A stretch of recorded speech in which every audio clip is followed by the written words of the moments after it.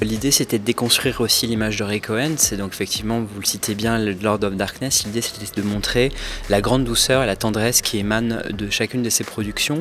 Déjà à Los Angeles, on le sent, et l'idée, c'est de tracer ce parcours de Los Angeles jusqu'à Paris, en abordant tous les sujets possibles autour de Ray Cohen, et d'inviter les gens à découvrir son univers, qui parfois, effectivement, peut paraître pour certaines personnes effrayant, peut-être, et de les inciter à montrer son processus créatif, son travail derrière chacune de ses collections, chacune de ses réflexions, qui sont des réflexions véritablement de tendresse vers les minorités, de tendresse avant tout vers les femmes, qu'il admire énormément et qui sont son sujet de prédilection avant tout.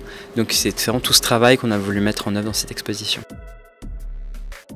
Tout le concept vient du Palais Galliera, l'invitation de l'exposition vient du Palais Galliera. Ray Cohen s'y a très aimablement répondu, et déjà en plus en acceptant le poste de directeur artistique de son exposition.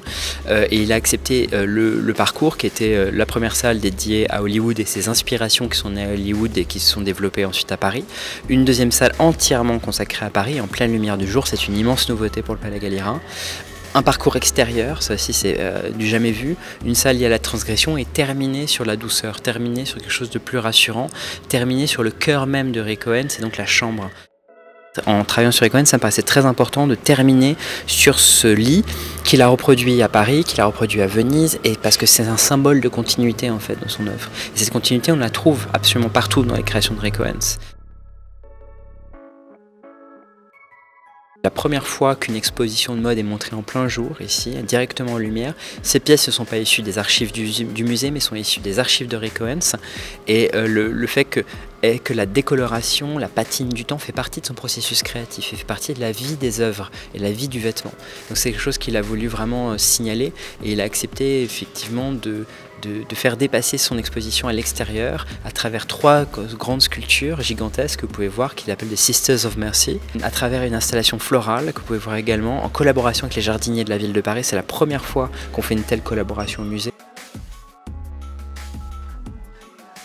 L'idée, c'était de montrer à travers 2 tables assez majestueuses, qui sont reproduites d'ailleurs d'après une table que Ray Cohen et Michel Lamy avaient conçue à Hollywood, qui a été perdue. Et donc cette table, à partir de bois récupéré, elle montre des objets en lien avec Hollywood, en lien avec l'histoire de Ray Cohen, la manière dont il dessine. On voit également des petits croquis. C'est quelqu'un qui ne dessine pas, mais qui vraiment fait des croquis une fois que son patron est créé, la toile du vêtement est créée. Donc ça, c'était transmettre. Elle raconte également l'histoire de la griffe Ray Cohen, comment il a conçu la griffe Ray Cohen à partir d'une griffe historique française qui était Jean Patou, qui est une griffe manuscrite, comme le logo de Ray Cohen aujourd'hui.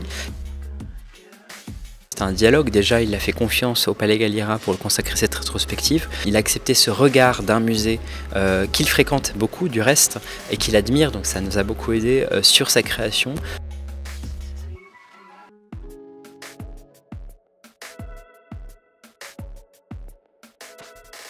C'est une exposition où on veut vulgariser, au sens très positif du terme, vulgariser le travail de Ray Cohen pour le grand public, qu'il découvre aussi l'itinéraire d'un créateur indépendant, le créateur qui fait partie des affres de la vie. Je veux dire, n'importe qui visite l'exposition peut se reconnaître dans le travail de Ray Cohen, son approche, l'approche de sentir différent dans un groupe également, sentir rejeté également, chercher dans le vêtement, nous rendre spectaculaires, nous améliorer, et tout ce processus-là, c'est des choses qui sont représentées dans l'exposition.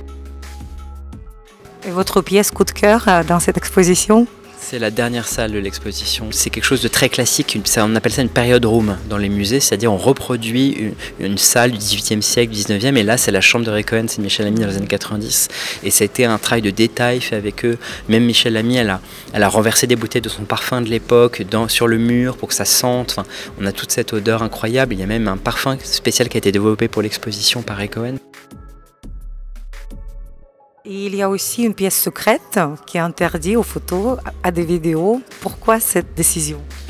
C'était immédiatement l'enjeu de représenter Ray Cohen dans son entièreté, et donc la provocation, le sens de la transgressif fait partie de sa démarche créative. On ne pouvait pas passer à côté.